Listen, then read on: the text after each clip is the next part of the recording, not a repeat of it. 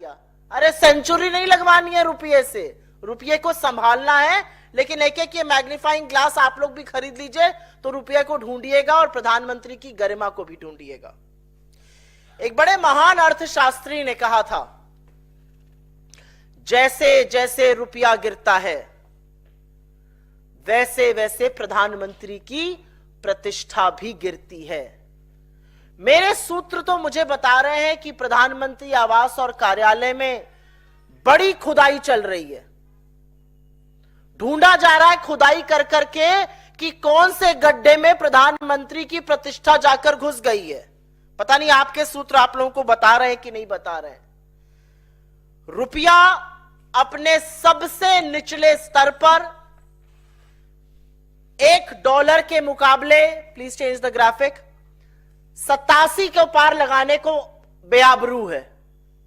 86-95 तक आ गया था, फिर थोड़ी विदेशी मुद्रा भंडार को कम किया गया, जैसे तैसे 86-30 पर संभाला गया, लेकिन कुछ ही दिनों और कुछ ही घंटों की बात है, 87 भी पार हो जाएगा। और यहां पर इसलिए यह बात बतानी जरूरी है क्योंकि जब नरेंद्र मोदी इस देश के प्रधानमंत्री बने मई 2014 में, तब उनको हमने रुपया 58 पे दिया था। चौथा ग्राफिक लगाइए। $1 के मुकाबले मई 2014 में रुपया 58 था। जनवरी 2025 आते आते वो 87 पहुंच गया है। अकेले नरेंद्र मोदी ने रुपए को 50% डुबो दिया, रुपया पतला होता जा रहा है, यही कहते थे वो, और उसको पतला वो करते जा रहे हैं। और ये भी कहते थे मैं शासन में बैठा हूं, मैं समझ सकता हूं। अब तो आप प्रधानमंत्री बने बैठे हैं, क्यों नहीं समझ पा रहे हैं?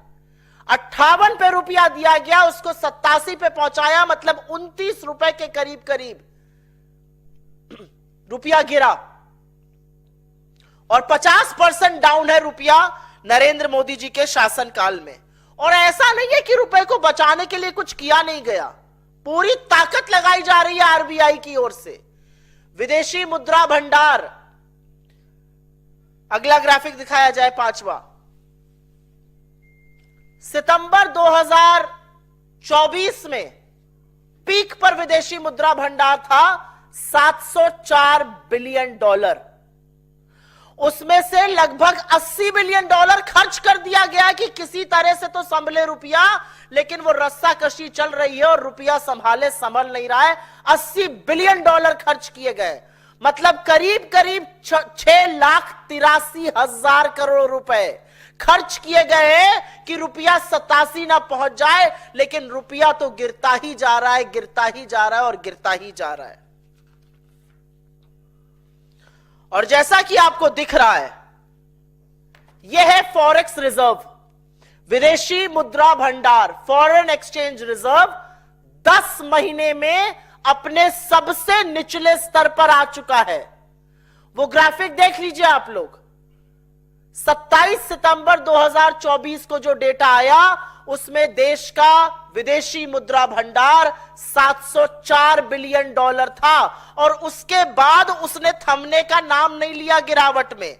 704 से 701 हुआ, फिर 690 हुआ। ये जो डेटा है ये आरबीआई हर हफ्ते निकालता है, आज भी निकालेगा शाम को, और वो गिरेगा।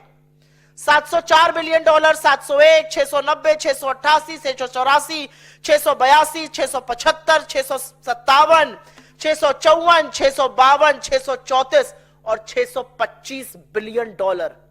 $80 बिलियन इसमें से खर्च हो गए करीब करीब कि रुपया बच जाए। फॉरेक्स रिजर्व पर खसोट खसोट के पैसा बहाया जा रहा है पानी की तरह, लेकिन रुपया संभाले नहीं संभल रहा है। और अब ये सबसे जरूरी ग्राफिक है, ये सारी चीजें हम आपके साथ साझा करेंगे और आशा करेंगे कि आप भी दिव्य ज्योति खोलकर इसको आगे बढ़ाइए। यह ग्राफिक सबसे जरूरी ग्राफिक है, क्योंकि हो सकता है आप नरेंद्र मोदी जी से रुपए पर चर्चा करिए या निर्मला जी से, तो वो नेहरू जी पर इसका दोषारोपण करने लगे कि नेहरू जी नहीं संभालने दे रहे रुपया। जब अंग्रेज ये देश छोड़कर गए तो रुपए और डॉलर की कीमत $3.31 का $1 था, $3.31 का। और ये ग्राफ मेरे पीछे आपको दिखाता है कि कितना किस प्रधानमंत्री ने रुपए की गिरावट में कंट्रीब्यूट किया, वो 3,31,87 पर कैसे पहुंचा, वो जो 83-84 रुपए की गिरावट है उसमें किस प्रधानमंत्री ने कितना कंट्रीब्यूट किया, ये डेटा आपके सामने है। यहां पर नेहरू जी ने टोटल गिरावट में 2% की हिस्सेदारी दी। शास्त्री जी के दौर में रुपए का मूल्य सेम रहा तो उसको हमने यहां नहीं लिया है।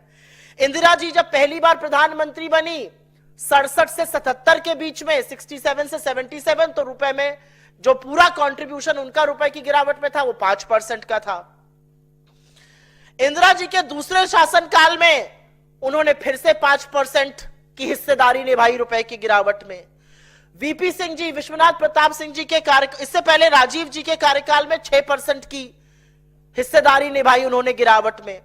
विश्वनाथ प्रताप सिंह जी ने भी 6% की हिस्सेदारी निभाई।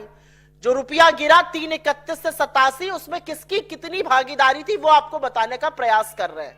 इंदिरा जी ने पहले शासनकाल में 5%, दूसरे शासनकाल में 5%, नेहरू जी ने 2%, उसके बाद राजीव जी ने 6%, उसके बाद मोरारजी देसाई में रुपया 88 पैसे असल में बढ़ा। वीपी सिंह जी के शासनकाल में 6% की गिरावट हुई। नरसिंह राव जी को एक बड़े जर्जर हालत में इकोनॉमी मिली थी और इसीलिए 1991 के इकोनॉमिक रिफॉर्म्स भी करने पड़े थे, आईएमएफ के पास जाकर लोन भी लेना पड़ा था। और उनके शासनकाल में उन रुपए की जो हिस्सेदारी हुई गिरावट में वो 17% हुई। उन्होंने टोटल कंट्रीब्यूशन इस गिरावट में 17% का किया।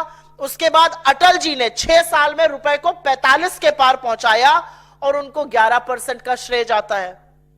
फिर डॉक्टर साहब आए और डॉक्टर साहब को 2004 में रुपया 45 पे मिला, 2007 में वो रुपए को 41 पर ले आए थे।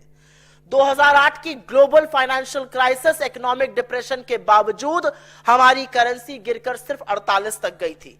लेकिन 2012 में जब टेपर टैंट्रम हुआ, जब फेडरल रिजर्व जो उनका आरबीआई समझ लीजिए सेंट्रल बैंक है अमेरिका का, और उसने बॉन्ड्स को टेपर करने की बात करी, वो बहुत बड़ी एक आर्थिक खबर थी और उससे इमर्जिंग मार्केट की करेंसी खूब गिरी। और यह सच है कि हमारा रुपया भी गिरकर 62 के आसपास, 62 नहीं 69 के आसपास पहुंच गया। लेकिन 4 महीने के अंदर 69 से खींचकर हम रुपए को वापस 58 पर लेकर आए। जीडीपी ग्रोथ 5.1% हो गई थी, उसको 6.9% पे लाए। 2% लगभग जीडीपी बढ़ाया कुछ ही महीनों में, जो नरेंद्र मोदी सपने में भी नहीं कर सकते हैं। $35 बिलियन का विदेशी निवेश भी लेकर आए और हमने नरेंद्र मोदी जी को रुपया 58 रुपए 46 पैसे पर सौंपा था 26 मई 2014 को। तो टोटल गिरावट में डॉक्टर साहब का कंट्रीब्यूशन 16% से थोड़ा ज्यादा, चलिए आप 17 कह लीजिए, उतना था। लेकिन यहां होती है असल कहानी शुरू, क्योंकि दुनिया के महान अर्थशास्त्री, हर चीज के विशेषज्ञ और तूफानी स्पेशलिस्ट नरेंद्र मोदी जी की एंट्री होती है। और उन्होंने टोटल गिरावट में अभी तक 34% का कंट्रीब्यूशन किया है। टोटल गिरावट में 34% का कंट्रीब्यूशन, और अपने कार्यकाल में रुपए को 50% से ज्यादा गिरा दिया नरेंद्र मोदी जी ने। यह ग्राफ आपको आंकड़े के साथ असलियत बता रहा है, क्योंकि 29 रुपए जो कम हुआ, रुपया टूटा उनके शासनकाल में, वो करीब करीब